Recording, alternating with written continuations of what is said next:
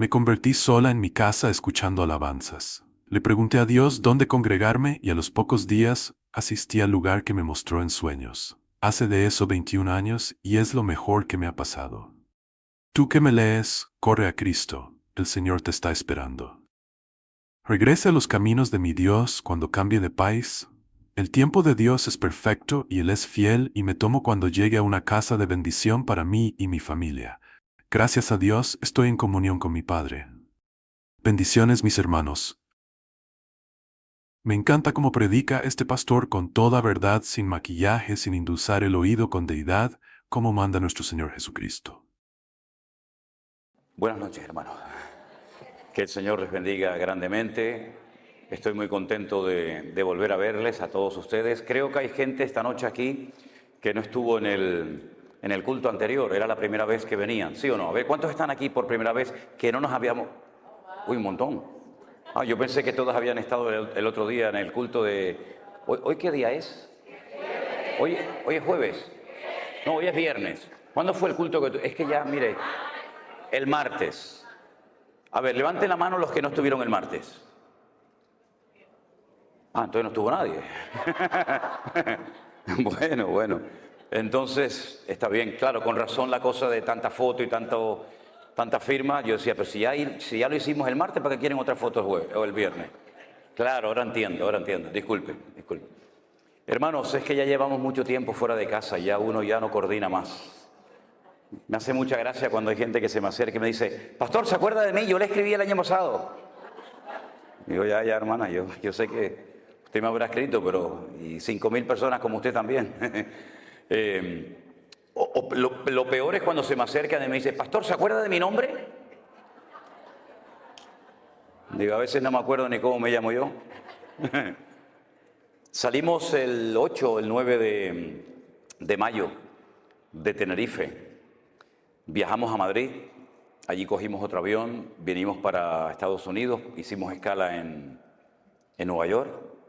De ahí nos fuimos unos días a visitar a la familia de Elena, que lleva muchos años viviendo en Atlanta, en Georgia. Fuimos a visitar también a un tío, el único tío que le queda con vida a mi esposa, que ya está retirado, fue pastor durante muchísimos años. Él tuvo que salir de España cuando había persecución y se salvó de milagro. Se fue a Cuba a estudiar. Allí conoció a la que después sería su esposa. Y antes de aquellos años que después vinieron a Cuba, ¿verdad?, donde cambiaron tantas cosas, fue enviado por la Convención Bautista de Cuba como misionero a España. Y abrió diferentes iglesias en España, en el norte de España, en el sur, concretamente en una ciudad muy bonita, donde yo estuve en el ejército. Estuve en la ciudad de Cádiz, y esa iglesia que él había fundado muchísimos años atrás, resulta que un día de paseo entro a esa iglesia y estaba allí Elena, que había ido de vacaciones a esa iglesia. Fíjate las vueltas que da la vida, ¿no? Cuando uno va haciendo la historia no es consciente, pero cuando uno mira hacia atrás se da cuenta de cómo las piezas han ido encajando perfectamente cada una en su lugar, ¿verdad? Y nada ocurre por casualidad. Aunque no entendamos lo que está sucediendo, pero el Señor siempre nos sorprende gratamente, ¿no? Entonces estuvimos allí con ellos unos días, fue muy lindo. Desde el año 98 no los veíamos. Esta es la 6ª vez que yo vengo a Estados Unidos, pero esta vez es especial, es diferente. Y de ahí nos llevó un hermano en su coche, en su vehículo, nos llevó hasta Florida. Y allí estuvimos en Orlando, haciendo cultos, celebrando cenas en hoteles, conociendo también a muchísimos hermanos. Bajamos después a Miami, donde también fue un tiempo muy lindo, muy hermoso. Y ya que estábamos allí, pues cogimos el avión y nos fuimos hasta México. Y allí en México estuvimos visitando muchísimos hermanos y llevando a cabo una serie de reuniones y bautismos y presentación de niños y creo que también alguna boda, no me acuerdo. Y después de México, pues cogimos un avión y nos fuimos a Las Vegas. En Las Vegas ya tenemos un local. Fíjense, el primer sitio de todos los Estados Unidos donde hemos abierto ya una iglesia presencial es en Las Vegas. Allá hay un grupo de hermanos. En Sodoma y Gomorra ya abrimos la iglesia. ¿Ya le parece? Donde abunda el pecado, sobreabunda la gracia. Ustedes no tienen iglesia en Las Vegas, ¿no? Nosotros sí les ganamos. No, broma. Y esto no es una competencia, ¿eh? A ver. Y después de Las Vegas nos fuimos en coche conduciendo un montón de horas hasta San Francisco. Nos encantó San Francisco. Me decía el hermano Jeremías, que es uno de los colaboradores, junto con otras hermanas que están aquí esta noche con nosotros, que ¿qué quería conocer de San Francisco? Y le digo, mira, yo quiero conocer de San Francisco 2 sitios. Quiero ver el Golden Gate, el puente, que ahí hice un par de devocionales, no sé cuántos lo vieron. Estaba la mitad nublado, estaba con niebla, pero me hacía mucha ilusión de estar allí, ¿no? En el puente de San Francisco, ¿no? Y le dije, mira, y a mí me hace mucha ilusión, incluso hasta si me dejas allá dormir, me quedaría. Dice, ¿a dónde quieres ir? Digo, a la isla de Alcatraz. Y me llevaron a la isla de Alcatraz. Fuimos a la isla de Alcatraz, impresionante, tremendo. Bueno, esas cosas que uno tiene, ¿no? Que te hace ilusión verla, todo aquello. Yo fui capellán de una cárcel en Tenerife durante 7 años y me siento muy bien en las cárceles de visita, ¿no? Me refiero, ¿no? Y después de ahí bajamos a Los Ángeles. Estuvimos en la iglesia del Pastor Arenas, que usted, pastor, lo conoce. Nos trató muy bien, su familia, la iglesia, extraordinario. Y de ahí ya cogimos un avión y nos vinimos para acá. Y esta es la última parada del camino. Ya Dios mediante, el día lunes salimos rumbo a Madrid. Y en Madrid, después de unas horas, cogemos otro avión para Tenerife. Y ya la expectativa, porque mi hija mayor, que no ha venido con nosotros, Priscila, que algunos de ustedes a lo mejor conocerán, con su marido, pues están esperando su primer hijo y nuestro primer nieto. Yo no sé lo que se siente cuando uno es abuelo, pero bueno, ya veremos, a ver qué pasa. Ya veremos. Y estamos gratamente sorprendidos por todo lo que el Señor ha hecho. Yo tengo que admitir y reconocer y pedirles perdón a todos ustedes públicamente porque durante los días del confinamiento, cuando estábamos cerrados y yo creía firmemente que nadie nos estaba viendo ni escuchando, que estaba predicando a un salón de sillas vacías. Y varias veces tuve la tentación hasta de parar la predicación porque decía, Señor, ¿qué estamos haciendo aquí? ¿Quién nos está viendo? ¿Quién está escuchando? Me di cuenta de que en aquellos tiempos en los que atravesamos aquel desierto, porque aquello fue un desierto totalmente, ¿verdad? Nos dimos cuenta tiempo después de que el Señor estaba usando esas palabras, esos cultos, esos mensajes para ganar a miles de personas. Y ha sido una obra invisible, por lo menos para nosotros. Ustedes juegan con ventaja, ustedes nos ven a nosotros, saben si somos altos, bajos, si vamos bien vestidos, mal vestidos. Ustedes lo saben todo de nosotros. La gente dice, oye, ¿cómo está fulano? ¿Cómo está mengano? Digo, pero ustedes ¿cómo saben eso? Y dice, nosotros lo sabemos todo. Yo no sé nada de nadie, pero ustedes lo saben todo de nosotros, porque lo contamos todo. Y nos hemos dado cuenta de que el Señor hizo una obra maravillosa. Para muchos el concepto en sí mismo de la iglesia virtual ya les choca, les sorprende, porque yo sé que no estamos habituados a hablar en esos términos, ni a ver el poder y el mover de Dios a través de las redes sociales como lo hemos visto y lo seguimos viendo cada día, pero realmente el Señor es increíble. Hemos cantado esta noche varias veces, cuán grande eres tú, cuán grande es el Señor. Y es que efectivamente nuestro Dios es mucho más grande de lo que tú te puedas imaginar. Ni nuestros cánticos, ni nuestras alabanzas, ni nuestros aplausos nos pueden hacer entender, por lo menos en este momento, mientras estemos en este planeta Tierra, lo grande y lo poderoso y lo magnífico que es nuestro Dios.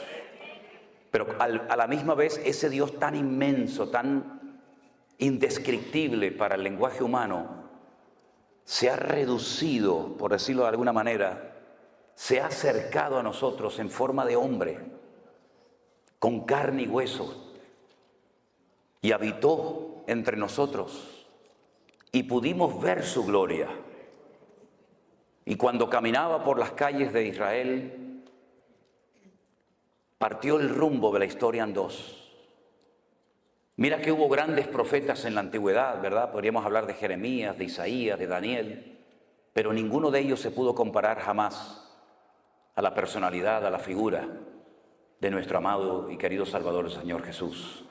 Porque Él, mis queridos hermanos, dejando toda la gloria, dice que se despojó y se anonadó. Esa es lo que dice la versión 1909, la nuestra Reina Valera del 60, en ese sentido no tradujo bien el término. Dijo que se despojó, pero yo me puedo despojar de la chaqueta, pero seguir vestido.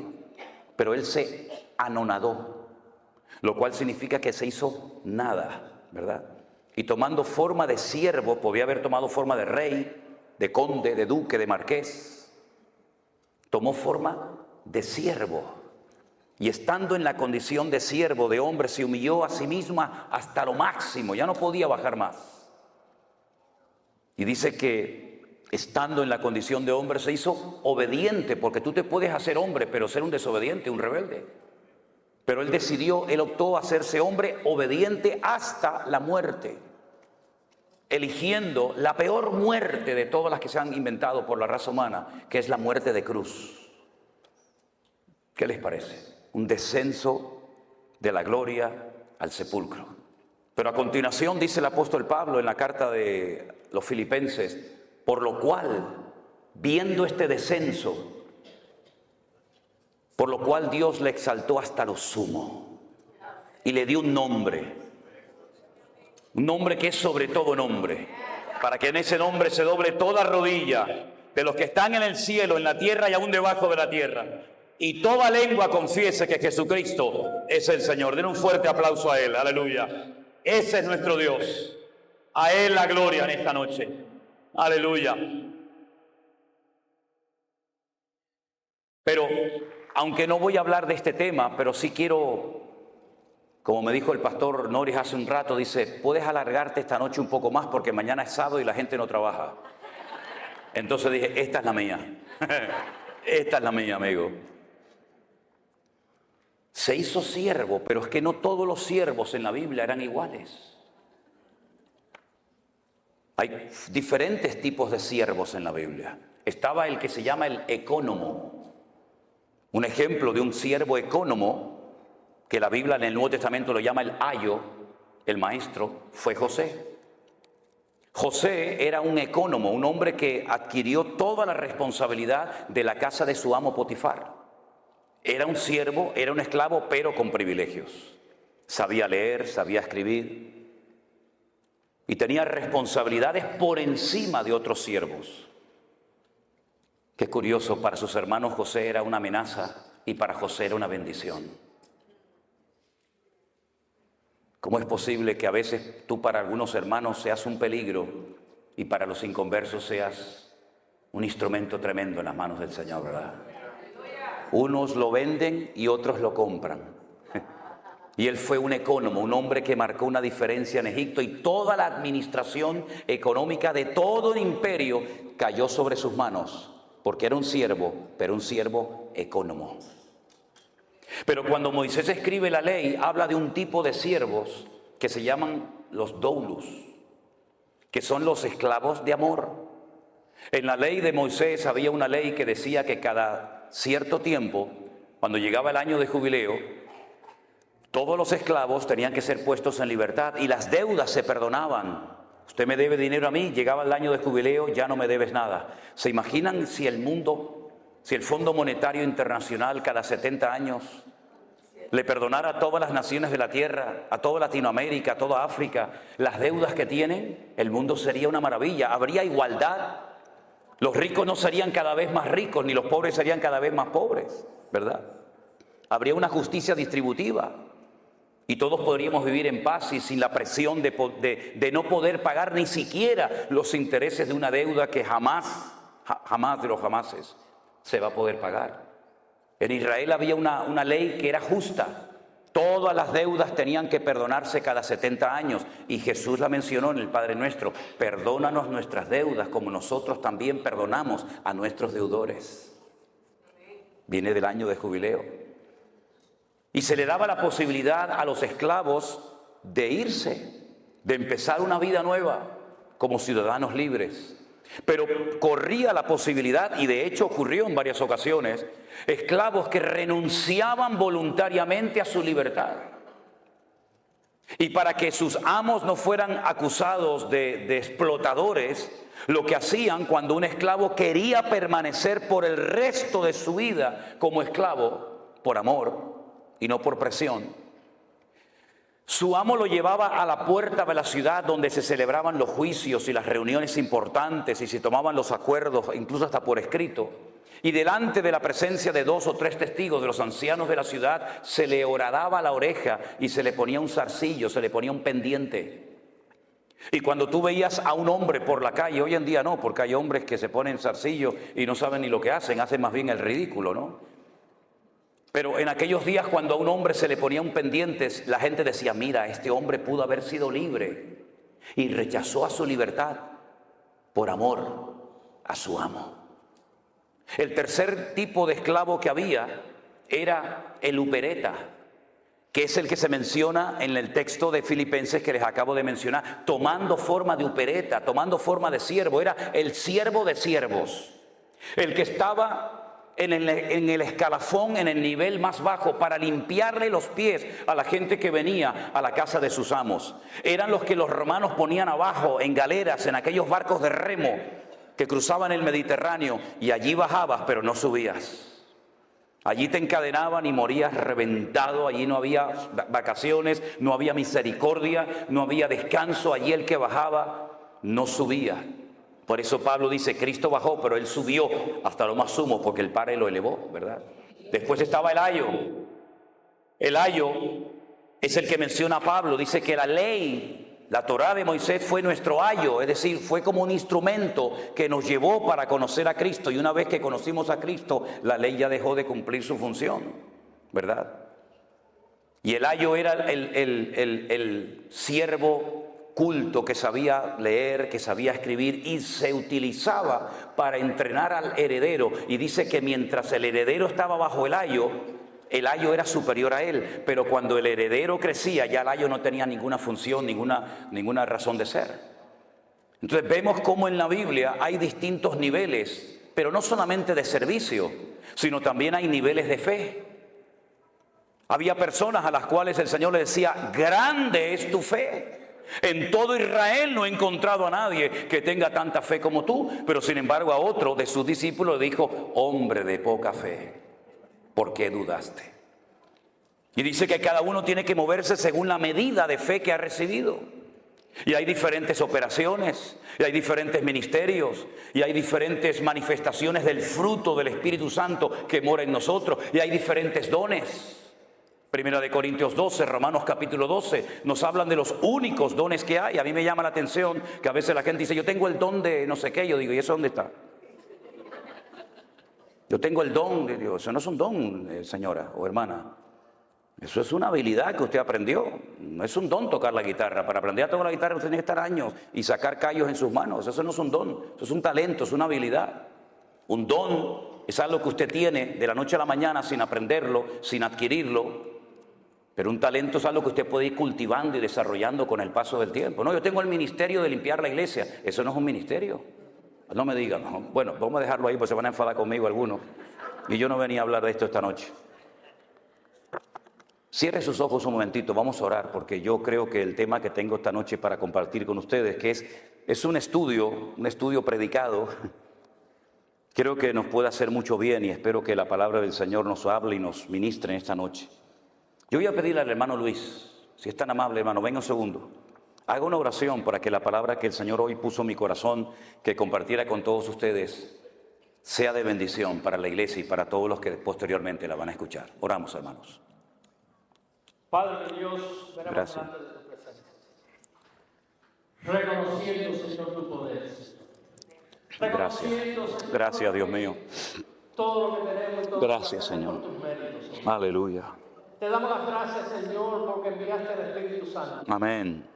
No solamente a traernos las escrituras. Oh, sí, Señor, Shaddai, ayúdame en el nombre de Jesús. Así es. A darnos iluminación. Oh, gloria, barabacosha, ayúdame, Señor, en el nombre de Jesús. Sí, así es. Te damos las gracias. Gracias, Dios mío. Señor, en este día. Oh, Espíritu gloria. Santo, que tú derrames conocimiento, que tú derrames Amén. entendimiento, Señor. Que puedan, Señor, recibir, Señor. Sí, Padre lo que tú Santo. vas a exponer, Señor. Prepara los corazones. Amén. Dios. En el nombre de Jesucristo te damos las gracias. Amén, amén. Gracias, hermano. Fuerte ese aplauso a nuestro Dios. Aleluya. Gloria a Dios. Antes que se me olvide, yo dije que en marzo del 2020 estuvimos pasando un desierto. Todos estuvimos en cierto sentido, unos más, otros menos, pasando un desierto, ¿verdad? Veíamos las iglesias vacías, por lo menos yo, las sillas vacías, pero cuando un día descubrí el significado de la palabra desierto en hebreo, uy, ese día me empecé a gozar de una forma tremenda. ¿Quieren que se lo comparta un momentito? Sí, ok. Si no quieren me lo dicen, ¿eh? Yo tengo otras cosas que decirles, pero los libros de la Biblia, en nuestra Biblia, lamentablemente, digo lamentablemente con todo respeto, no recibieron el nombre que el Señor les puso. Por eso nos perdemos mucha bendición simplemente por leer el título del libro que no se llama así en hebreo. Tenemos un libro que se llama el libro de Números. Y uno dice, bueno, números, sí, porque hubo un censo. No, pero espere. El libro de Números en la Biblia se llama el libro de Bamidbar. Diga conmigo, Bamidbar. Significa literalmente en el desierto. El libro de Números en hebreo se llama en el desierto. Bamidbar. Y usted dice, bueno, ¿y? Pero escuche, hay 3 letras dentro del concepto, dentro del término Bamidbar o desierto, que significa hablar. Dabar, la palabra dabar, el verbo dabar es hablar. Anile daber, atale daber, dabar es hablar. Y la palabra hablar está en el desierto, lo cual quiere decir que el sitio donde más habló el Señor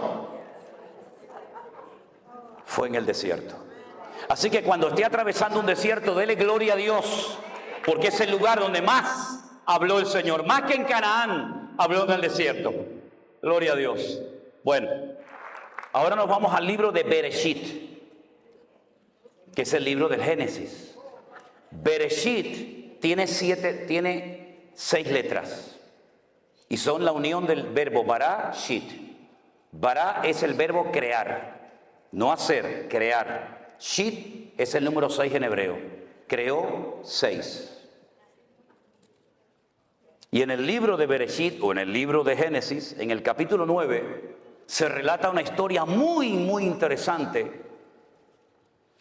Mientras buscan el texto, permítame decirles que si uno quiere analizar y estudiar uno por uno los 613 mandamientos que aparecen en lo que llamamos nosotros el Pentateuco o el Humash en hebreo, que viene del número Hamesh de 5, la ley de Moisés, uno va a encontrar que hay exactamente 613 mandamientos. ¿Cuántos hay? Y todos los días, observando, conociendo la cultura de Israel, tú ves el 613 por todos lados. Por todos lados. Miren, cuando yo voy a Israel, y espero que algunos de ustedes, ya algunos me han dicho que van a ir conmigo este año, cuando ustedes llegan allí se van a dar cuenta que yo tomo mucho un zumo, un jugo, que es de limón, ¿cómo se llama? De granada. De granada. ¿Sabéis lo que es la fruta, la granada, no? Bueno, ellos parten la granada a la mitad, la meten así en una máquina, la exprimen y te dan un zumo de granada que a mí particularmente me gusta muchísimo. Las granadas de Israel, cuando usted las parte a la mitad y empieza a sacar las semillitas esas rojas que lleva dentro, las pone todas encima de una mesa, de un plato, de un vaso, y usted va a contar 613. Bueno, será casualidad, vamos a coger otra, pártela a la mitad, saca 613. Puede partir 1000 granadas y todas ellas tienen dentro 613 semillitas. Pero eso se ve por todos lados, por todas partes se ve. Y cuando uno analiza uno por uno los mandamientos, los 613 mandamientos, que son muy interesantes, pero te lleva años de estudiar cuántos mandamientos hay en Génesis, en Éxodo, en Levítico, etcétera, etcétera, tú te das cuenta de que tú los puedes clasificar en grupos. Por ejemplo, hay un grupo de mandamientos que se dieron para recordar cosas del pasado. Esa es la finalidad de dicho mandamiento. Y ahí entrarían, por ejemplo, las fiestas de obligatorio cumplimiento para el pueblo de Israel, como subir a Jerusalén en la fiesta de la Pascua, en el mes de Aviv.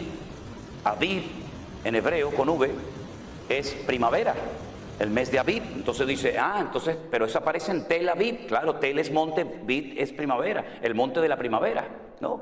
Entonces, en el mes de Aviv, entre marzo, abril generalmente, tienen que subir a Jerusalén a celebrar la fiesta de la Pascua. Y 50 días después, la fiesta de Shavuot o Pentecostés, y finalmente la fiesta de los tabernáculos. Y había un mandamiento que era para recordar cosas. El Shabbat, el único día de la semana que tiene nombre En hebreo no hay lunes, martes, miércoles, no. En hebreo es día primero, día segundo, día tercero, día cuarto, día quinto, día sexto y Shabbat.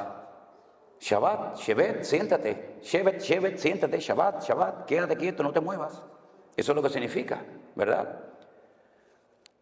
Y hay mandamientos que son para recordar permanentemente cosas que Dios hizo. Hay otro tipo de mandamientos que no entran dentro de una lógica. Uno dice, bueno, ¿y esto por qué lo mandó Dios? No lo puedes entender, pero Dios lo mandó para probar tu fe y tu obediencia. Y ahí, por ejemplo, entra lo que se llama la paradumá, que es la vaca roja, la finalidad de la vaca roja, de la cual habla la Biblia en Hebreos y en Números. Ahí entra el no mezclar ciertos alimentos lácteos con cárnicos. Y uno dice, ¿y qué razón de ser tiene esto? Aparentemente ninguna, pero Dios está probando tu fe y tu nivel de obediencia. Luego hay una gran clasificación de mandamientos que se llaman lo tasé. Dígalo conmigo, lo tasé. No hagas. Cosas que no se pueden hacer. No matarás, no cometerás adulterio, no andarás por tu pueblo chismorreando, etc. No se hace, no se hace. Son los mandamientos lo tasé. Ellos lo llaman lo tasé o mandamientos negativos. Y luego hay un gran sector de mandamientos que lo llaman ta'asé. Si lo ta'asé es no hagas, ta'asé, ¿qué es? Ahí está. Mira, ya saben hebreo, fíjate tú por dónde. Cosas que tienes que hacer. Hay cosas que tenemos que hacer y cosas que no tenemos que hacer. Entonces, cuando tú vas a la palabra de Dios, te encuentras que hay muchas cosas que el Espíritu Santo inspiró a los autores de la Biblia para que viéramos ejemplos a no imitar. No se escribieron para que tú hagas lo mismo, no. Se escribieron como advertencia para que tú no hagas ni digas lo mismo que dicho personaje hizo o dijo. Y hay otras parábolas, otras historias, otros relatos que se narraron y se escribieron para que nosotros siguiéramos el ejemplo e hiciéramos exactamente lo mismo. ¿Cómo podemos saber si lo que voy a leer es algo que tengo que hacer o no tengo que hacer? Por el resultado que produjo. Y en el libro del Génesis, capítulo 9, hay una historia de algo que no se tuvo que haber hecho, pero se hizo. Y el Señor la registró en las páginas de su palabra para que tuviéramos un ejemplo de algo que no tenemos que hacer los creyentes bajo ninguna circunstancia. Génesis 9, versículo 18. Dice la palabra así. Y los hijos de Noé que salieron del arca fueron Sem, Can y Jafet. Punto y coma, pon ahí, ¿sí o no? Y ahora me da una información, de los tres me da una información que no me da con el primero ni con el tercero. Me dice, y Can es el padre de Canaán. ¿Por qué no dice el versículo? Bueno, y fulano de tal es el padre de, no solamente de Can, solamente destaca, ¿se dan cuenta? Sem, Can y Jafet, destaca que Can es el padre de Canaán. Por algo será, lo vais a ver ahora. Versículo 19.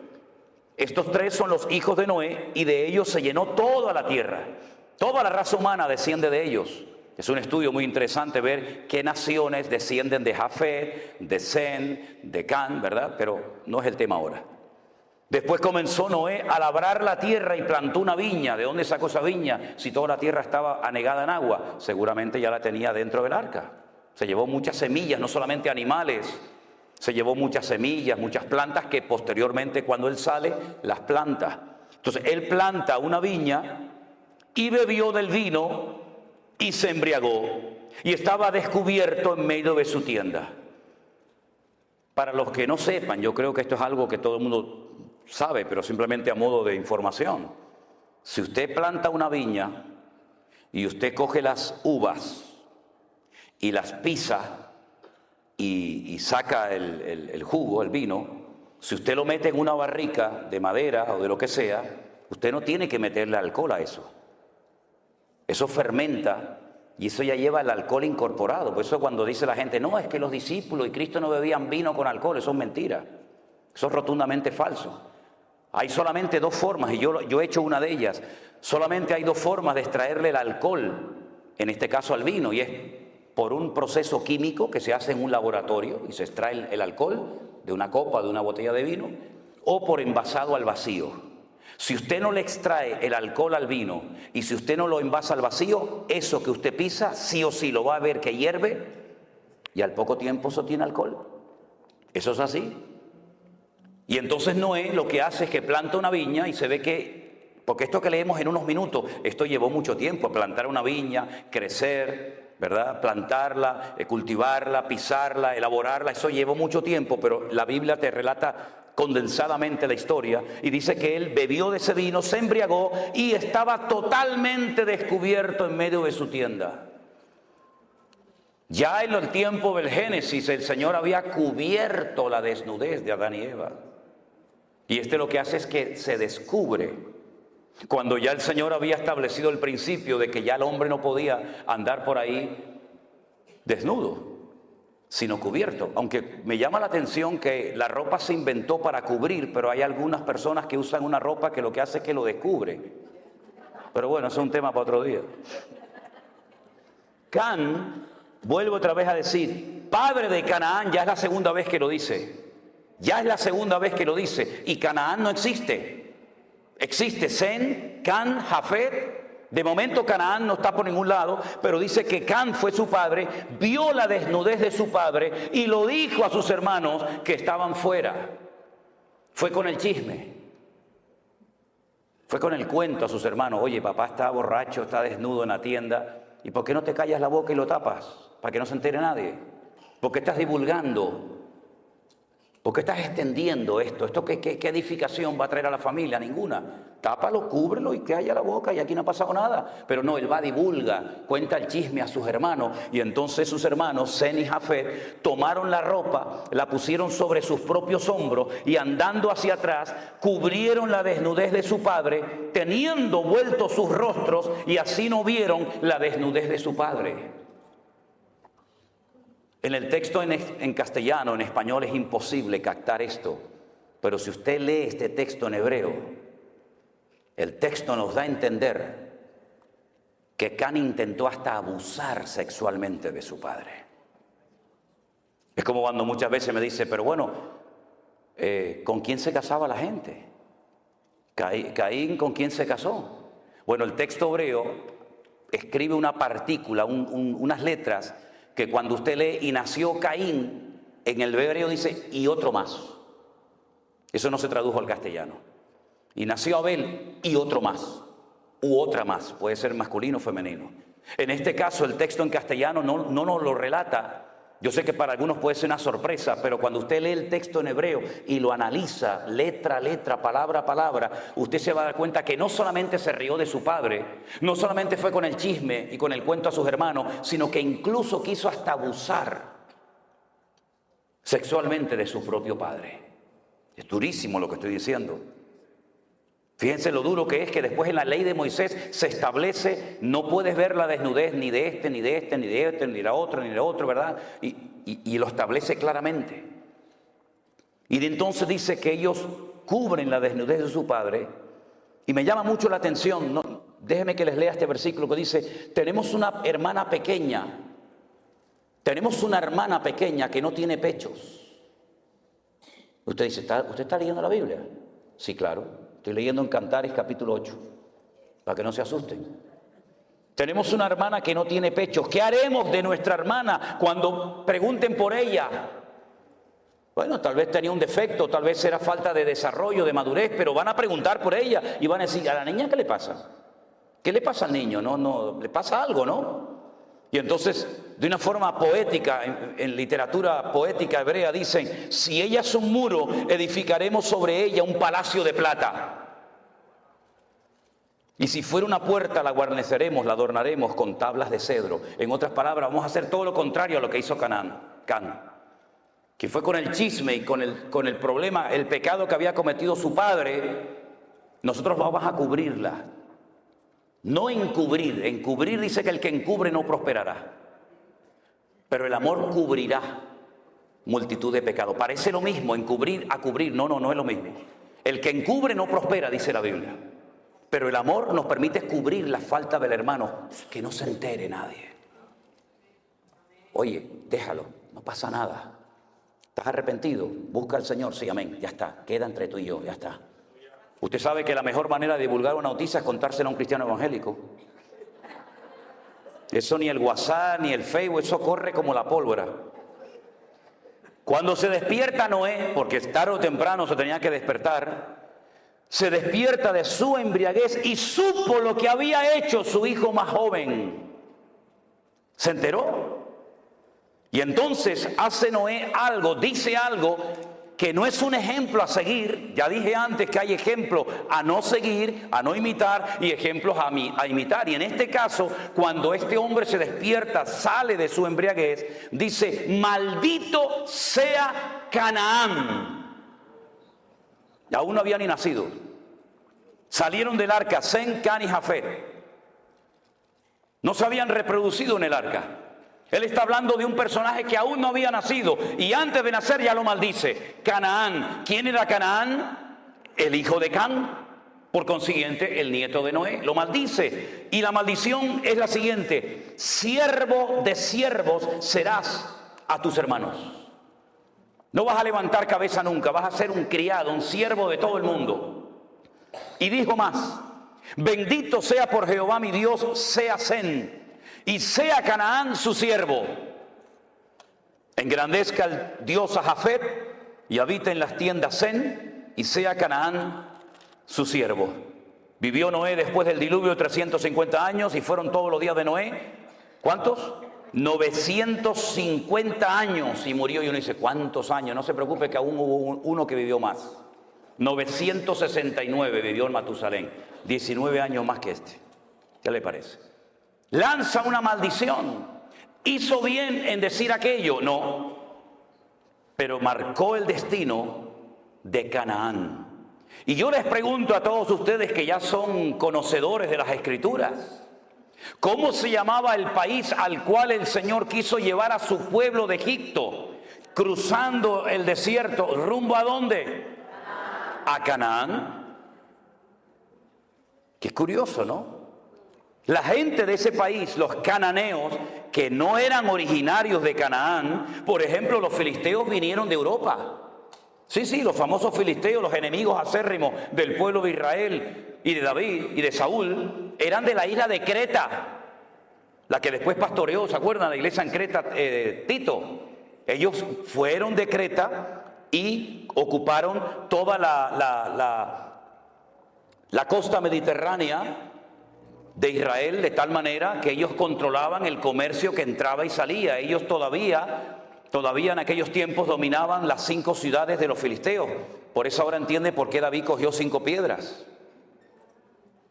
Porque ellos controlaban desde, apréndanse estos 5 nombres: Gaza, Ashkelon, Asdod, Ecrón y Gat. ¿Lo dice conmigo?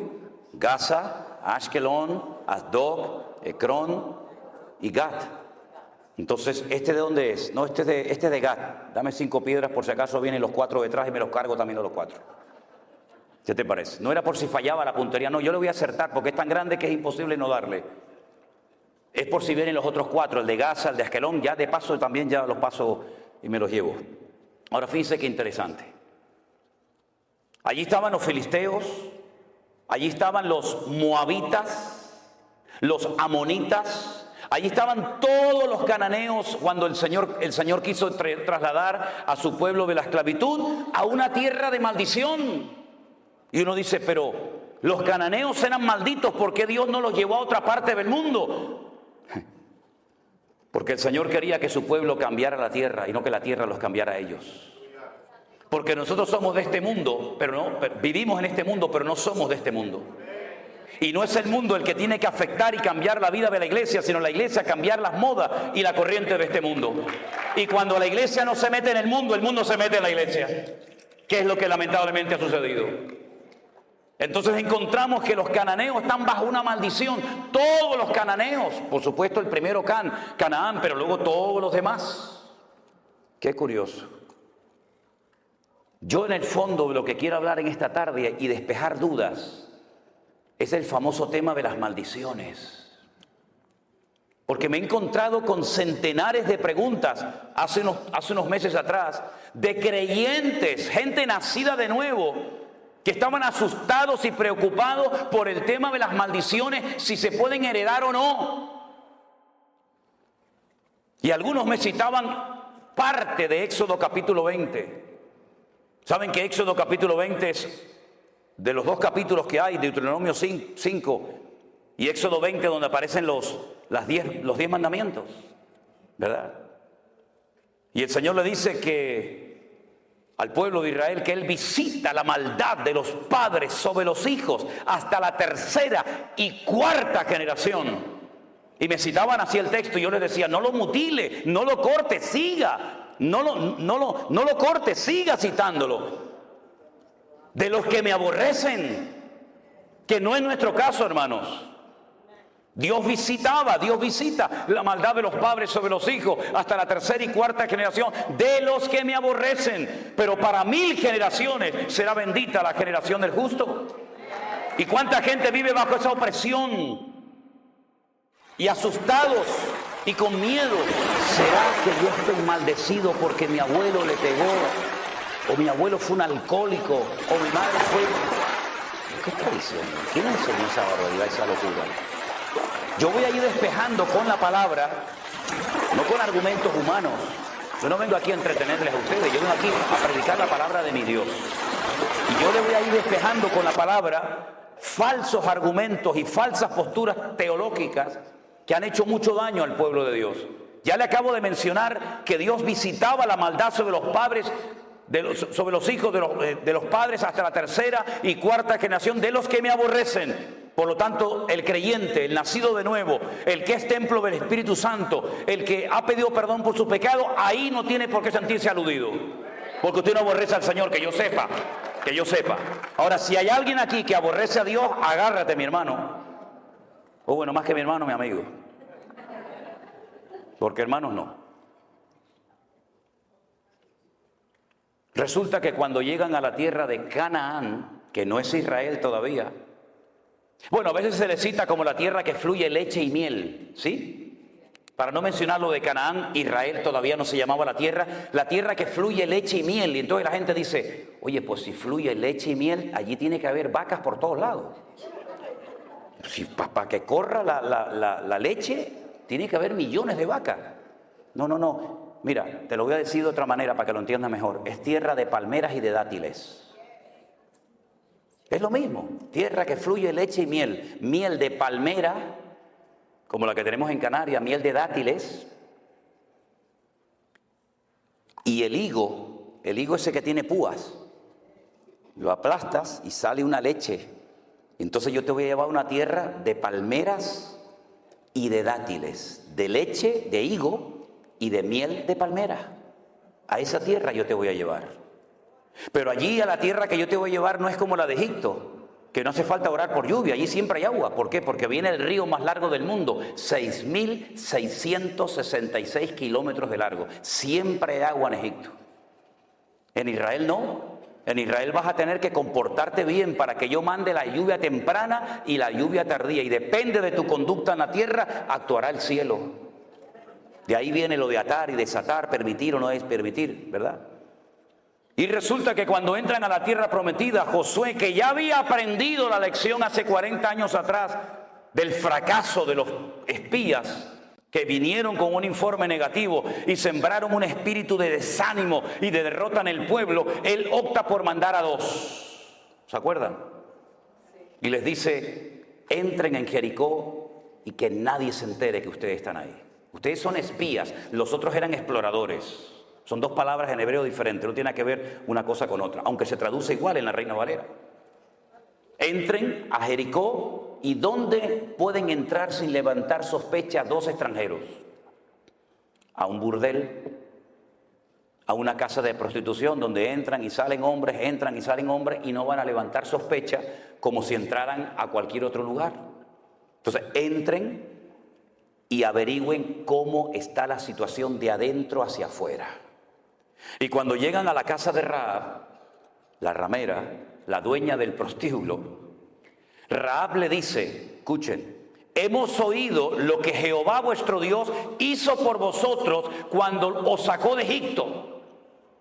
Es como si te saca alguien el periódico de hace 40 años de esta ciudad y te lee las noticias de hace 40 años, como si fueran actuales. Eso es lo que Rahab está haciendo. Hemos oído lo que el Señor vuestro Dios hizo cuando os abrió el mar rojo, cuando derrotasteis a Faraón y a los egipcios, y cómo habéis ido venciendo a todos los reyes por el camino. Y sabemos que el Señor vuestro Dios entregará esta tierra en vuestras manos. Tenían más fe los inconversos en el Dios de Israel que Israel en el Dios de ellos. Y entonces ella pide clemencia, pide misericordia. Por favor, no me matéis, porque esta ciudad yo sé que va a ser entregada en vuestras manos. Ahora, hay un dato curioso en el libro de Josué que dice que Rahab vivía entre muro y muro. Eran dos muros alrededor de las casas, eran dos círculos concéntricos, uno más grande que el otro, ¿verdad? Eran como dos grandes circunferencias. Y ella vivía entre muro y muro. Quédense con ese dato. Ellos le dicen, si tú no le cuentas al rey de Jericó que hemos estado aquí y que nuestros soldados están al otro lado del Jordán, y cuando vayan a Israel conmigo van a ver Jericó, Jericó todavía existe, la ciudad de las palmeras, y van a ver allí el río Jordán, y enfrente van a ver otro país que hoy en día se llama Jordania. Eso es un país inventado, eso no existía, eso en la Biblia es Moab. Pero los ingleses, para que no les atacaran y no les robaran las posesiones, dijeron a los hashemitas, que eran los peores del desierto, mira, vamos a hacer una cosa, para que no nos ataquen más y nos dejen en paz, les regalamos un país entero y te nombro rey. Y entonces dijeron, ¿cómo lo llamamos? Pues si está el Jordán, Jordania, venga, para ustedes. Y así se lo inventaron. Entonces las tribus estaban al otro lado, y estos, cuando le dicen a Rahab antes de irse, amarra este cordón rojo en la ventana de tu casa para que cuando entremos y caigan las murallas y tomemos posesión de la tierra, sepamos dónde tú vives para que no te matemos. Pero una cosa, tienes que estar dentro de la casa, tú y toda tu familia. ¿Lo entendiste? Sí, ok, chao. Se fueron. Viene la destrucción de Jericó. Todos conocemos la estrategia. Allí no se lanzó ni una piedra, ni una lanza, ni una jabalina, ni una flecha, nada, porque no iban a caer por el poder del hombre, iban a caer por la estrategia divina. Los muros cayeron de arriba abajo, se desmoronaron. No cayeron cuando los arqueólogos fueron en los años 50 a estudiar las antiguas murallas de Jericó, que aún están allí, la antigua Jericó. Se dieron cuenta de algo muy curioso, que los muros no habían caído de afuera hacia adentro, tampoco lógicamente de afuera hacia adentro, sino, ¿se acuerdan la imagen aquella que vimos aquí cerca cuando aquellas dos torres gigantescas, cómo cayeron? Se desmoronaron sobre sí mismas, así, de arriba abajo. Así cayeron los muros de Jericó, porque fue una intervención divina del cielo a la tierra. Cuando ellos entran a la ciudad de Jericó, todas las murallas caen, el círculo de afuera y el círculo de adentro, pero la casa de Rahab permaneció. Porque caerán a tu lado 1000 y 10.000 a tu diestra, mas a ti no llegará, por cuanto has puesto tu confianza en Jehová tu Dios. Fuerte ese aplauso a él. Dios la cuidó, aleluya, porque Dios cuida de la vida de su pueblo. Bendito sea Dios. Recuerden, ella es descendiente de Canaán, y Canaán que estaba bajo la maldición de Noé. Maldito sea Canaán. ¿Cómo eran los cananeos? No tengo tiempo de explicar todo, pero fundamentalmente tremendamente idólatras, salvajes, sin misericordia, sin piedad ninguna, y una promiscuidad sexual sin precedentes, terribles. Todo valía, sin especificar detalles, todo valía en la cultura, en la idiosincrasia, en la mentalidad cananea. El sexo era lo más importante en la vida de esa gente, y lo mezclaban con la idolatría, y tenían a Baal Peor y tantos dioses que, bueno, que si yo les digo cómo los adoraban, nos terminaríamos todos escandalizando en esta noche. Esta mujer se convirtió, diríamos en un término cristiano para que nos entendamos, y ella dice en la Biblia que se casó con uno de los espías, que se llamaba Salmón. No que se casó con un pescado, ¿sí me entiende? Cuidado. Se llamaba Salmón. Y se convirtió y formó parte del pueblo de Israel. Y al poco tiempo queda embarazada. Y tiene un hijo que se llamó Obed.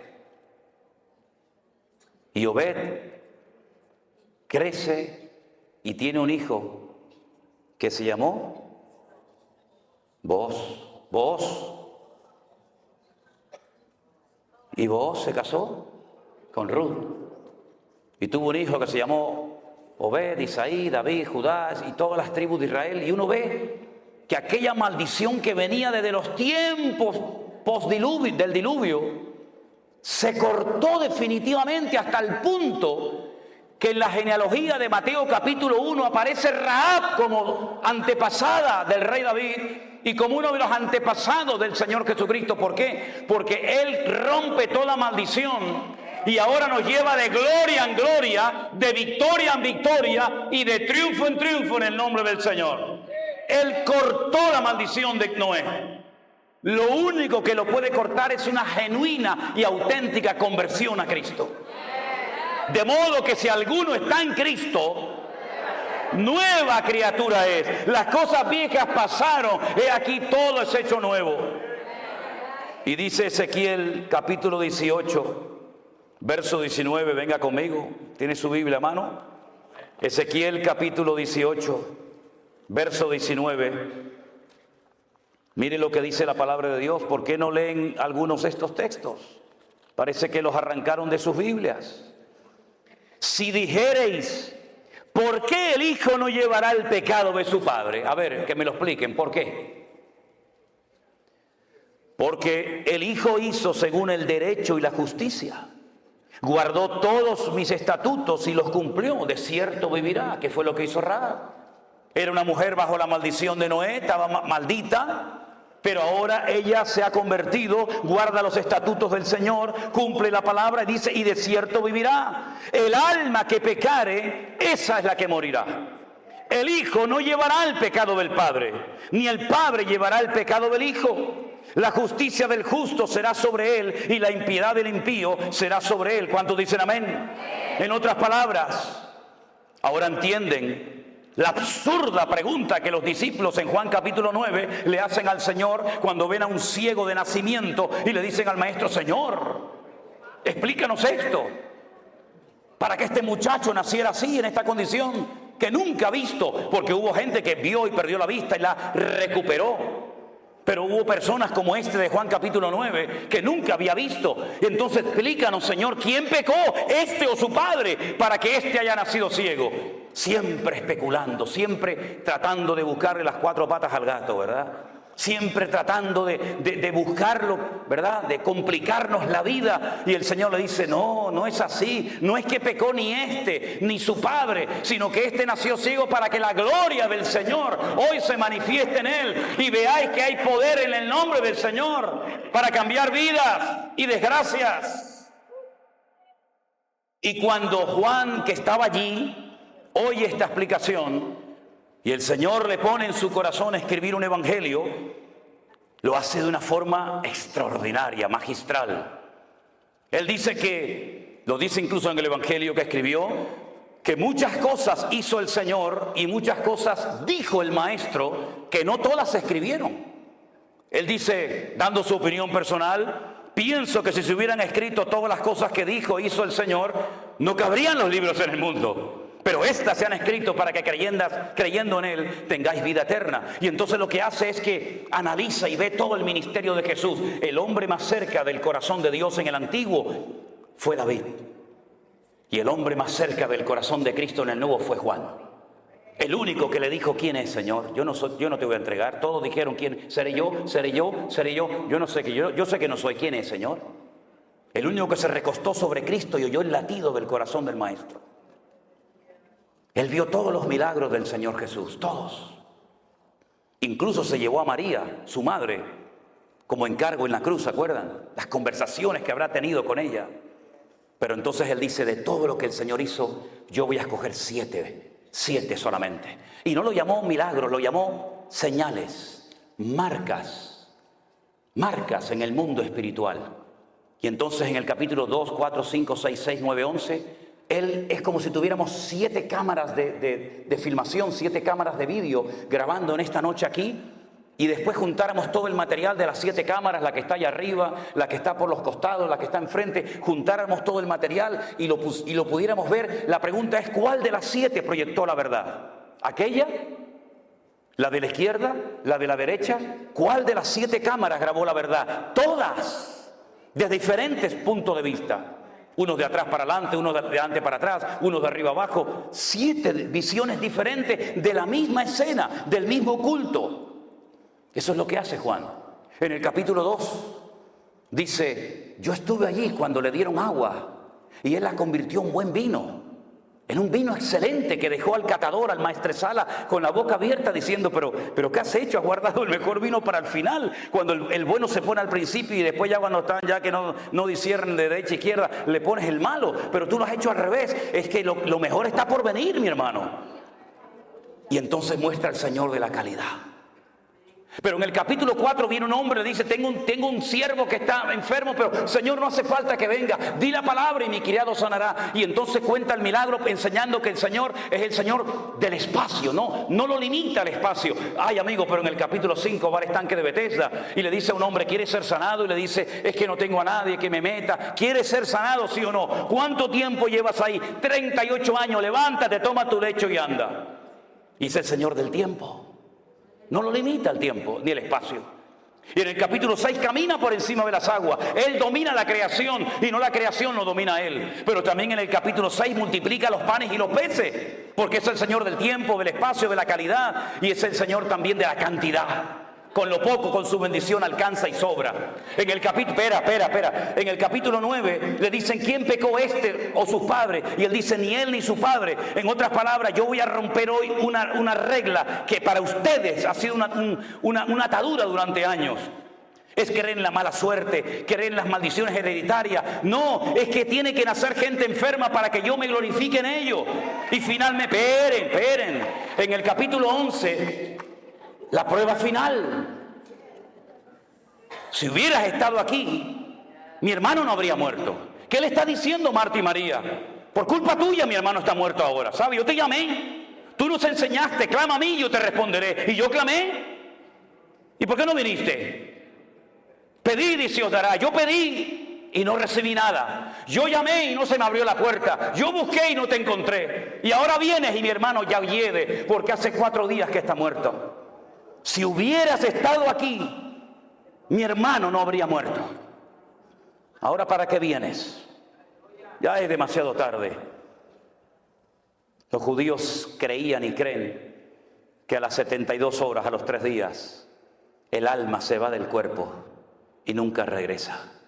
Por eso cuando vas a Jerusalén, al Valle de los Huesos Secos, al cementerio más antiguo del mundo, te encuentras en las tumbas una ventana para que salga el alma y no regresa hasta el día postrero, en la resurrección.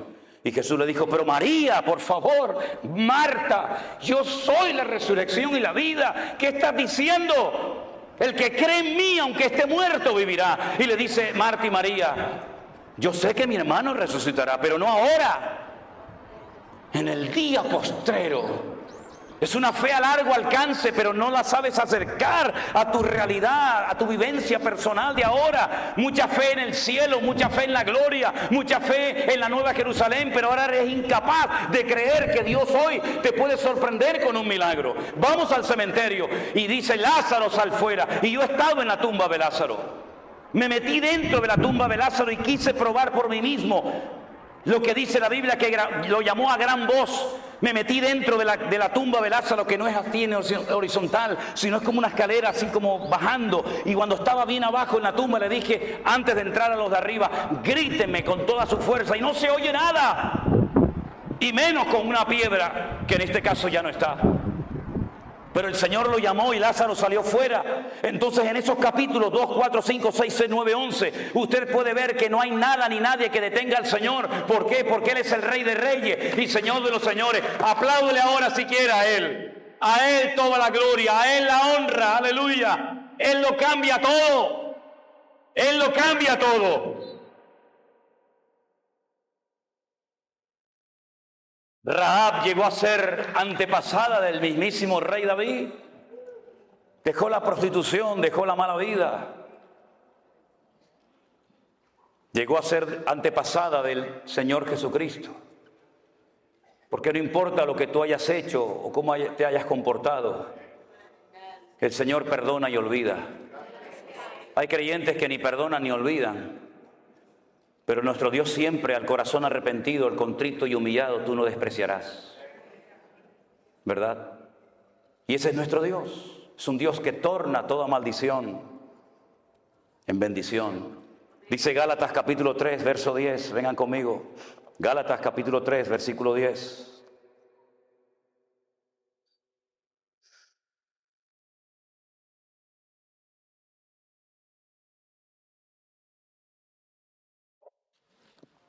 Porque todos los que dependen de las obras de la ley están bajo maldición. No es nuestro caso, ¿verdad, hermanos? Los que dependen de las obras de la ley están bajo maldición. ¿Por qué? Porque la ley dice: maldito todo aquel que no permaneciera en todas las cosas escritas en el libro de la ley para hacerlas. ¿Usted quiere vivir según la ley? Inténtelo. Vaya, ya empiece.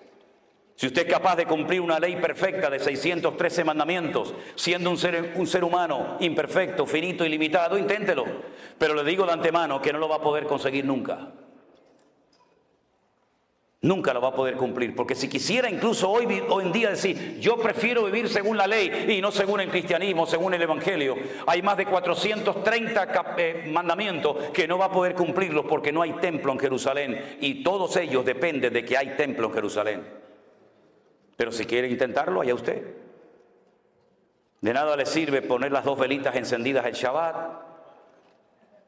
de nada le sirve ponerse un kipá en la cabeza. Yo siempre le digo a los hombres: ¿usted quiere vivir según la ley? Sí, hermano. Ok, ¿ya se circuncidó? Ay, no, hermano, eso no me lo diga. Digo, entonces usted, esto no vale.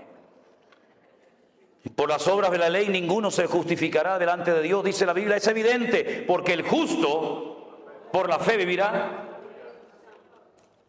Sadik emunató yihyeh, dice el texto hebreo. Sadik, el justo, emunató, por su fe, yihyeh, existirá. Una cosa es vivir y otra cosa es que tu propia existencia dependa de tu fe. Es mucho más profundo.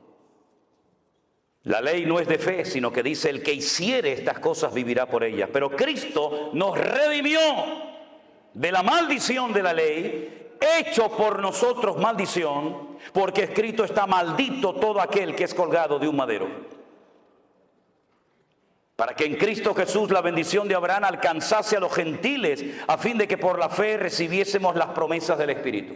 En otras palabras, todas las maldiciones del Antiguo Testamento, que son muchísimas, el Padre se las cargó a nuestro Señor Jesucristo en la cruz. Las quebró todas y cada una de ellas.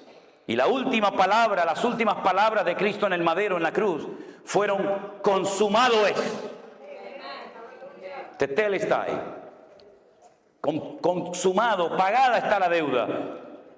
Tal vez no entendemos lo que quiso decir en profundidad el maestro en aquel momento, pero el Señor Jesucristo dio una palabra, expresó con 2 palabras lo que hacían los romanos cuando una persona en su imperio cumplía la condena. Le daban un papel que se llamaba el certificado de deuda. Usted le debe al Imperio Romano 30 años de cárcel, trabajos forzados, en galeras, donde sea.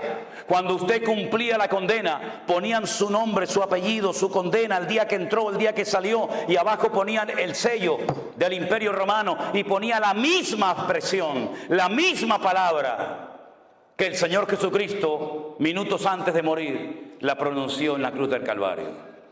Pagada está la deuda. No es que la salvación sea gratis. La salvación no es gratis. Lo que pasa es que Él pagó el precio. Y para usted es gratis. Pero el precio era la vida. El precio era la sangre. Y es gratis para mí, pero no fue gratis para Él. Y por eso dice Pablo que era ciudadano romano y entendía la cultura de la época y la idiosincrasia de los pueblos. Él dice que él tomó el acta de los decretos que nos era contraria y se fue a la cruz y la clavó, y despojando a los principados y potestades triunfó sobre ellos en la cruz. Bendito sea el Señor. No le debemos nada. La deuda está pagada. No hay maldición, no hay nada que a usted lo separe del Señor. Un versículo más. Primera de Pedro capítulo 3, verso 9. Primera de Pedro capítulo 3, versículo 9.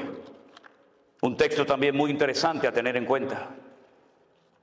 Dice así la palabra del Señor.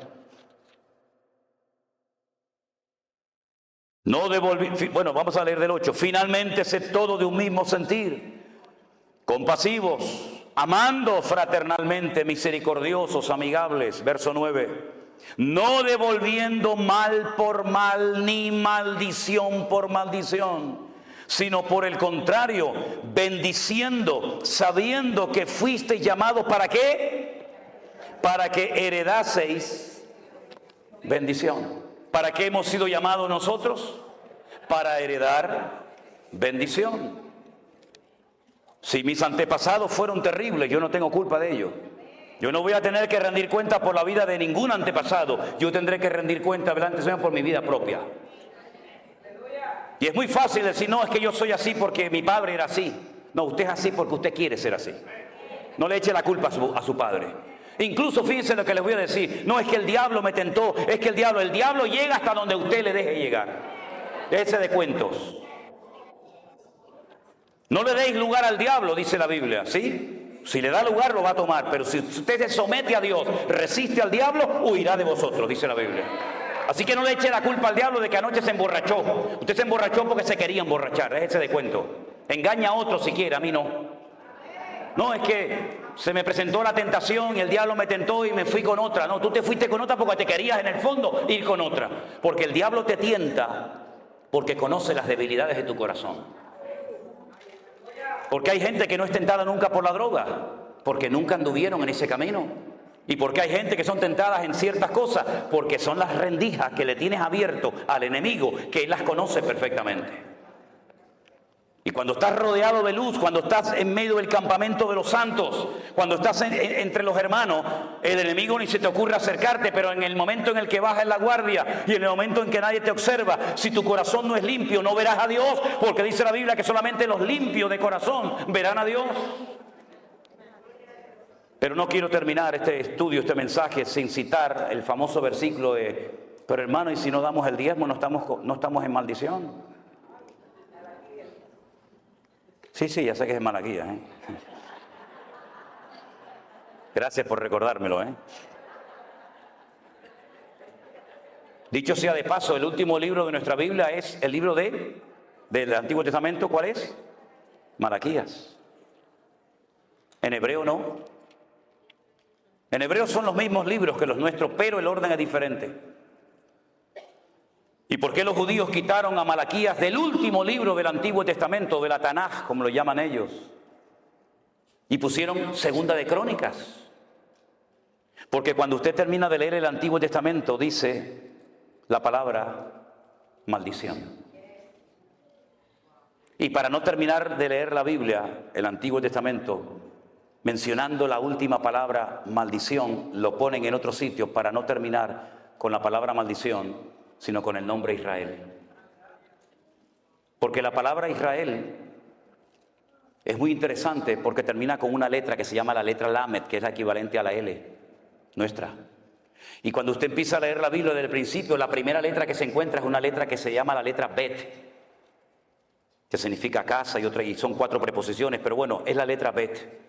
Entonces yo empiezo leyendo la Biblia con la letra Bet y termino el Antiguo Testamento con la letra Lamed y la junto las dos y dice Lev, corazón. Cuando termino de leer la Biblia he conocido y he penetrado en el corazón de mi Dios. Ahora, mis queridos hermanos, me han preguntado muchas veces que usted está en contra del diezmo. No, yo no estoy en contra del diezmo. ¿Usted quiere dar el diezmo? Délo. Pero si usted no da el diezmo, usted no se va a ir al infierno.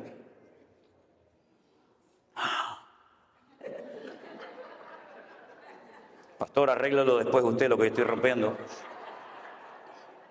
Yo no estoy de acuerdo, me dicen algunos, porque el diezmo del Antiguo Testamento. Le digo, no pasa nada, hermano. A partir de ahora del 20, porque el diezmo era lo mínimo. ¿Usted no está de acuerdo? Tiene que dar el 20. Menos no puede dar porque está fuera de orden, ¿verdad?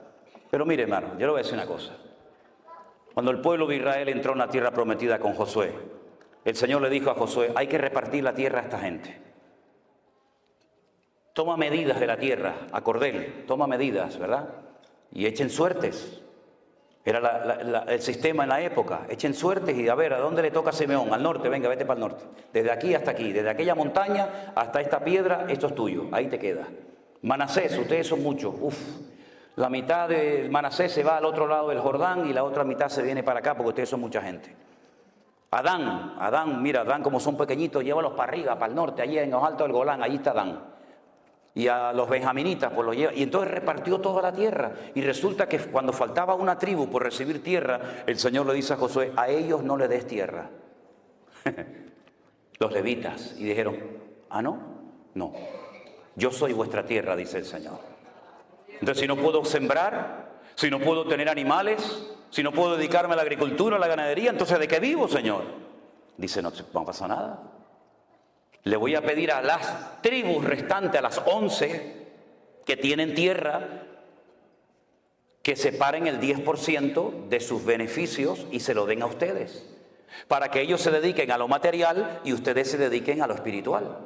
Claro, cuando el pueblo estaba en obediencia, alineado con el Señor, los levitas vivían de maravilla, porque imagínate, te venían vacas, te venían ovejas, te venía de todos los productos de la tierra, pero cuando bajaban la guardia, cuando se iban en pos de los dioses, los levitas lo pasaban mal. Pero el diezmo se creó por Dios porque es la ley más justa que existe, porque nadie da más que nadie. Si usted gana $10,000 y su diezmo son 1,000, está dando exactamente lo mismo que el que gana 1,000 y da 100. Los dos han dado en proporción a su ingreso. Han dado el 10%. El que tiene más da el 10 y el que tiene menos da el 10. Es exactamente igual. Pero fue una ley para cuidar de una casta sacerdotal llamada los levitas. Eso cuando dicen, oye, no, es que los que están en la alabanza son los levitas. Se levita los que cantan. Esta de la República Dominicana, el otro de Japón, el otro de Venezuela, va a ser un levita esto. Eso no tiene nada que ver, no esté mezclando las cosas, porque eso sale mal. Mire, entonces los levitas vivían del amor y de la generosidad, ¿verdad? Y del corazón solidario del resto de sus hermanos. Pero fue una ley para mantener, no para extender. Es decir, con el diezmo cubrimos los gastos. Con el diezmo las familias de Leví están cubiertas. Pero en la mentalidad del judaísmo no existe proselitismo. Mire, los musulmanes quieren ganar el mundo para su causa. Ellos ya han dicho en Europa hace muchos años, ganaremos a Europa con el vientre de nuestras mujeres. ¿Y qué es lo que hacen? Pariendo. Los europeos tienen 1 o 2 hijos, si es que los tienen, y estos tienen 7, 8, 9, 10. No, simplemente una regla de 3, ¿no? En tantos años, ellos son más o menos, entonces hay alcaldes, hay diputados, hay senadores. ¿Por qué? Porque ellos se reproducen, porque tienen el objetivo de evangelizar. Los cristianos también tenemos el objetivo de ir por todo el mundo y predicar el evangelio. Los budistas, todas las religiones, todas las sectas del mundo quieren ganar gente, quieren ganar adeptos, quieren ganar clientes, llámalo como quiera, para su causa, menos los judíos. Usted no se va a encontrar a un rabino judío aquí en Nueva York o en Jerusalén o en cualquier parte del mundo evangelizando. Es que ellos no quieren que usted se convierta. Ellos ni le hablan, ni le miran. Usted es un goyín, usted es un perro. Pero entonces, ¿cómo hacemos? Ellos entonces inventaron algo que lo llaman los Benei Noach. Benei Noach, los hijos de Noé. Y se inventaron 7 leyes que Dios le dio para los gentiles a Noé. Es un invento. Esto está en el Talmud, la Tetafot, la Gemara. Son cosas que no... Y entonces ellos dicen, nosotros somos el pueblo escogido. Ellos no tienen ninguna intención de evangelizar. Entonces, el sistema del diezmo era única y exclusivamente para mantener el templo abierto, pero no para extender el judaísmo o la Torá por todas las naciones de la tierra. ¿Cuál fue el gran error de la iglesia? Adoptó un sistema del judaísmo, lo aplicó a la vida de la iglesia y creen que con los diezmos y con ofrenda vamos a evangelizar el mundo, y es imposible, porque es cuestión de matemática y las matemáticas son ciencias exactas. Si a usted le entran 10,000, su límite son 10,000. Si a usted le entra $1,000,000, su límite son $1,000,000. Los diezmos son regularmente, generalmente, salvo excepciones, generalmente son las mismas entradas. Si usted basa su ministerio, si usted basa la economía de su ministerio, de su iglesia, de su denominación, única y exclusivamente en diezmos, usted está autolimitándose sin querer, porque la gente ganará siempre más o menos lo mismo. Entonces, ¿cuál es el sistema de Dios para la iglesia hoy en día? El justo por la fe vivirá. Eso se lo dijo el Señor a Abraham, no a Israel, se lo dijo a Abraham. Y por eso dice la Biblia que nosotros no somos hijos de la ley, nosotros somos hijos de Abraham, el que recibió las promesas. Entonces, si usted vive por fe, no hay límite. No hay un límite, no hay una contabilidad casi exacta todos los meses, sino que usted va a ver cada mes la gloria y la bendición del Señor. Y entonces cuando usted tiene que hacer algo, usted no tiene que sacar la calculadora. Usted lo que tiene que ponerse de rodillas y poner su fe encima de la mesa. Porque si usted saca la calculadora, dice, no podemos, hermanos, no podemos. Ha entrado este mes 10,000. Y ustedes me están diciendo que nos metamos en un proyecto de 50 millones. Y ustedes me están diciendo que compremos un avión. Y que ustedes me están diciendo, entonces no cuadran los números. Y una cosa es fe y otra cosa es locura y ambición. Una cosa es la fe y otra cosa es decir, no, el Señor nos va a respaldar. ¿Qué te va a respaldar si no te respaldan a ti? Pero si yo digo, hermanos, no nos dan las cuentas, pero no se preocupen, vamos a orar. Y el Señor nos va a sorprender. Y entonces el Señor comienza a sorprenderte como lo hizo con nosotros, que sin diezmos y sin ofrendas recibimos en los 2 meses de confinamiento ofrendas generosas de todo el mundo, que jamás en nuestra vida nos podíamos imaginar cómo el Señor usando a gente que no conocíamos. El Señor tocaba corazones de gente en Australia, en Alemania, en Afganistán, en Japón, en montones de lugares, sorprendiéndonos, porque el que sustenta y cuida a la iglesia no son los diezmos suyos ni los míos, sino es el Señor que cuida y bendice a la iglesia. Es una forma diferente, revolucionaria, ya lo sé. Pero algunos dicen, bueno, está muy bien su explicación, está muy bien, como me dijo a mí un pastor, yo te entiendo, Manolo, lo que quieres decir, pero yo no tengo esa fe. Y le dije, pues tienes un grave problema, querido. Porque yo tengo la obligación como pastor de despertar, de desafiar a mi pueblo. Y la Biblia me dice a mí como pastor, ese versículo no es para ti si eres oveja. Ese versículo es para mí como pastor. Y para los pastores que estamos aquí presentes. Imitad la fe de vuestros pastores. Yo no tengo que imitar la fe de ustedes. Son ustedes los que tienen que imitar la fe de vuestros pastores. Y para poder imitar la fe de unos pastores, uno tiene que ser el botón de muestra, el punto de referencia de lo que yo intento decirle a la iglesia. Porque no solamente cuando predico soy consciente que transmito información, y es una tremenda responsabilidad, sino que transmito mi forma de ser, transmito mi espíritu, y permita el Señor que transmite la fe de tal manera que hay gente recién convertida que tiene fe para creer y ver cosas del Señor, que gente que lleva toda la vida en la iglesia ya no tienen esa fe. Por eso, mis queridos hermanos, si algo grande ha hecho el Señor en este tiempo de confinamiento y posterior, es romper muchas estructuras. Estructuras de denominaciones que funcionaron pero que ya no van. Estamos en unos nuevos tiempos, la palabra es la misma, el evangelio es el mismo, el mandato es el mismo, el Espíritu Santo es el mismo, pero Dios se está moviendo de formas diferentes en la tierra. Y hemos podido ver una cosecha de almas en 2 años que no habíamos visto en 40 años de servicio al Señor. Porque nuestra confianza no está en lo que tenemos, porque no tenemos nada. Algunos dirán, bueno, ahora que les está entrando tanto dinero a ustedes con ofrendas y con Facebook y con YouTube, este hombre será un millonario. Ahí está el tesorero de la iglesia, ahí está Armando. Pregúntenle a él cómo vive Manolo y Elena y sus hijas. Nosotros no tenemos propiedades, ninguna. Yo llevo ganando el mismo sueldo que me paga la iglesia hace 22 años. No vivo como un millonario. Miren mi ropa, miren mi casa, miren cómo vivimos. Yo no tengo anillo, yo no tengo cadena, yo no tengo nada. Este reloj me lo regaló una hermana en Israel cuando estuve. No estoy en contra de nada de eso. Pero yo sé que a mí me miran con lupa miles de personas. Y yo en lo que pueda evitar, intentaré evitar excesos, abusos y estupideces que no sirven para nada, sino para dar un mal ejemplo a las congregaciones. No se fije en el predicador cuando predica, fíjese en el predicador cuando se baja del púlpito.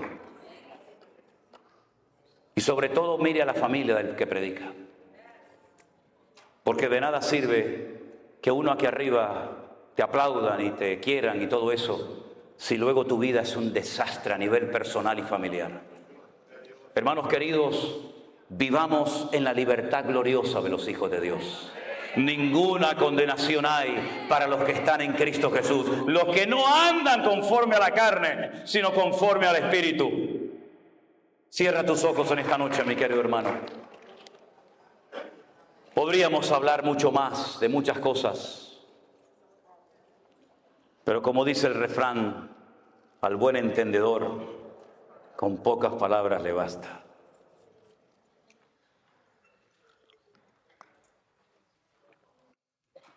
No vivan bajo condenación, queridos hermanos. La sangre de Jesucristo nos ha limpiado de todo pecado. Las cosas viejas ya pasaron. Disfrute de su comunión con el Señor. Disfrute de su familia, de sus hijos. El ministerio no es para sufrir. El ministerio es un privilegio. Y el día que no nos apasiona el ministerio y servir a las almas, pues tendremos que dedicarnos a otra cosa. Porque no hay nada peor que un ministro cansado, agobiado, estresado. Pero qué gozo tan grande cuando ves en la casa de Dios, en los hijos del Señor, el gozo, la paz, la alegría. Nos gozamos con lo mucho, nos gozamos con lo poco. Cuando hay, gloria a Dios. Cuando no hay, gloria a Dios, exactamente igual. Como decía el sabio Salomón, Señor, no me des riqueza ni pobreza. Porque si me falta, capaz robo y peco y blasfemo tu nombre. Y si me das demasiado, capaz que me olvido y me aparto de tus caminos. Manténme del pan necesario. Dios es tan bueno que nos da el pan nuestro de cada día. Nos da ropa, nos da salud, nos da comida. Nos da cosas para disfrutar de la vida hasta que Él venga. Hermanos, marquemos una diferencia en esta ciudad. Marquemos una diferencia en este mundo enfermo que le ha dado descaradamente las espaldas al Creador. Que vean gente que sonríe, familias unidas, gente contenta, que se goza y se alegra en el Señor. Que el mundo nos vea reír, hermanos. Que el mundo nos vea alegres. Es verdad que nos cansamos. Es verdad que a veces uno dice, Señor, ya no aguanto más. Pero ahí viene el bálsamo del Señor y te dice, levántate, levántate, sigue andando. Todavía queda mucho camino por recorrer. Aleluya. Cierre sus ojos y ore al Señor y dígale, gracias, Dios mío, por tu bendición en mi vida. Aleluya. Y mientras nos preparamos para enseñar una alabanza que quiero que cantemos todos juntos en esta tarde, el pastor Norris, pastor de esta iglesia, por favor, si es tan amable, diríjanos en una oración. Aleluya. Alabado sea Dios. No sé si está Miriam por ahí, que nos puedes ayudar en el coro. Gloria a tu nombre, Jesús.